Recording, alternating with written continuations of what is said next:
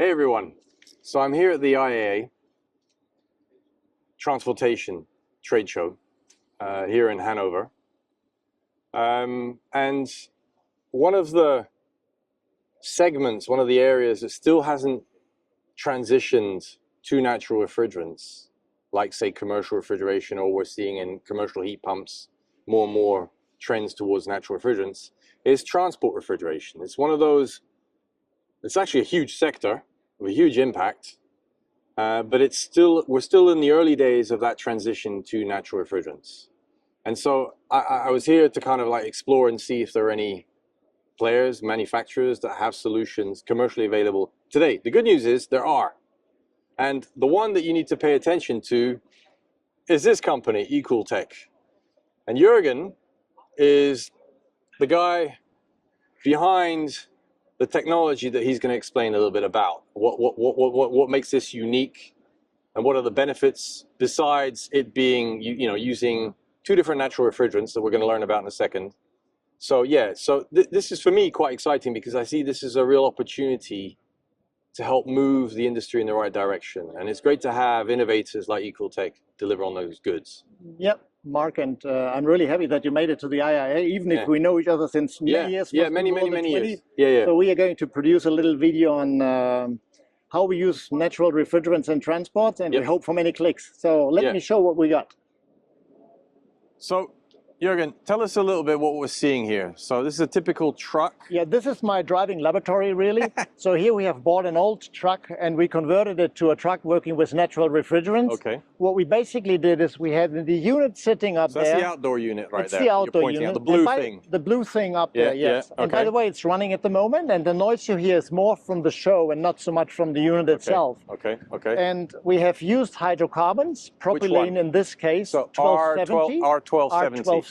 Okay. In this case, to generate the cooling. Okay. And then we have a braze plate heat exchanger to a thermosiphon heat pipe, which works with CO2. So the trick is to transfer the heat coming from the body of the truck to the cooling refrigeration system, and do this with highest possible energy efficiency. And we do this through flooded evaporators on the air side, but also on the unit or the condenser or the braze plate heat exchanger between the two circles. So that's your unique source to this, right? That's the unique source, and that's the thought behind it. And it's very important to know that the energy efficiency actually outperforms direct expansion systems because of the feature of flooded evaporation. And so that direct is a huge expansion difference. With which refrigerants? Any refrigerant, really, so. Because it is avoiding the superheat and is having no maldistribution of refrigerants. And the guys who know refrigeration know what I'm talking about. To the end user, it's just important that you don't have any problems with the F-gas regulations, with any PFAS issues. You're working with totally natural refrigerants, and everything is done in a safe and very efficient way, almost maintenance-free, by the way.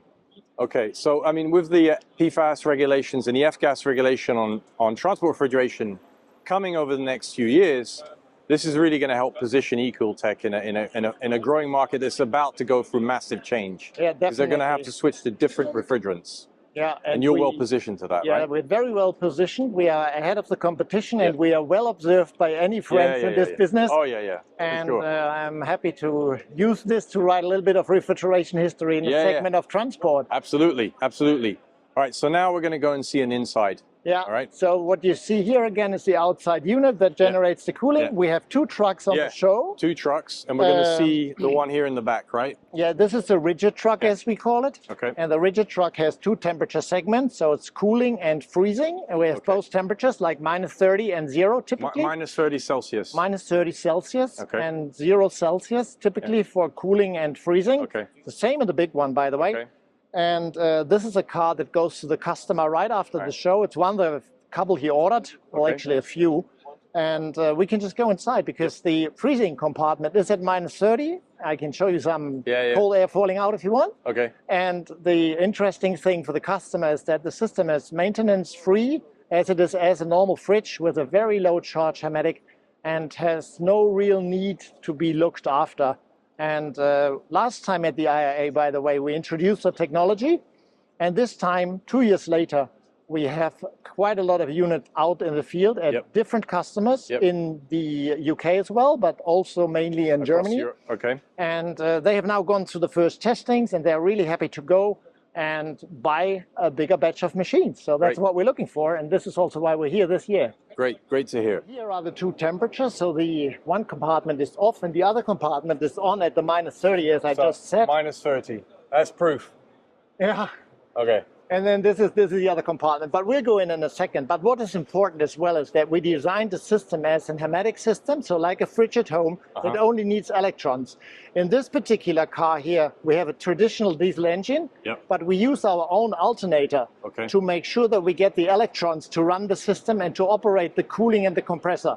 Okay. But here we operate the machine on the mains. And if you have electrical cars, which are very prominent on this fair here, or the show, it's all about it's electrification. everywhere, isn't it? Everyone's going electric. So we are like electrification ready with this unit, because we would just take the electrons from the main battery of the truck. So you're future-proof for the powertrains, and you're future-proof for the refrigerants. Yeah, we just need a few more orders if that's it. This is how such a truck typically looks from the inside. It's a rigid, a 2-temperature vehicle. If we go in, you have these curtains which you can close to make sure that you separate the compartments. Okay. And this is the inside evaporator, which is off. At the moment, it is, as said, it is off. And in the chamber behind this wall, we have the low temperature compartment. So it's typically where you would have produce This at could be 0 milk, degrees? 0 degrees milk. Okay. Well, actually, the entire truck could run on -30. Yeah, you could if you chose, right? But this typically- particular customer didn't want that, right? No, exactly. Typically, they run fresh food here, and then they have the frozen compartment on this side. So this is like for super cold, Yeah, -30. You don't want to be hanging out in there. not too long.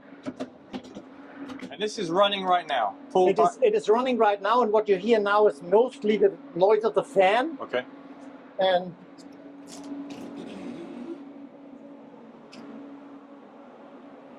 Woo! Oh yeah, you definitely feel it.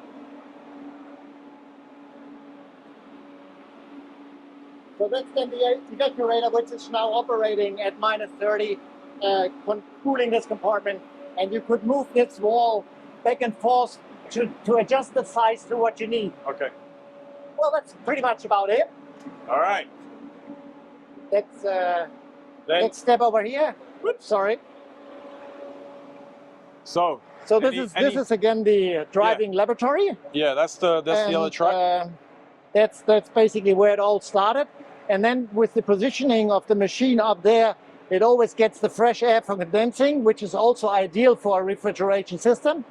And well, that's pretty much it. Mark, make sure you make it plain, and thanks for stopping by. Yeah, no, always a pleasure, Jurgen.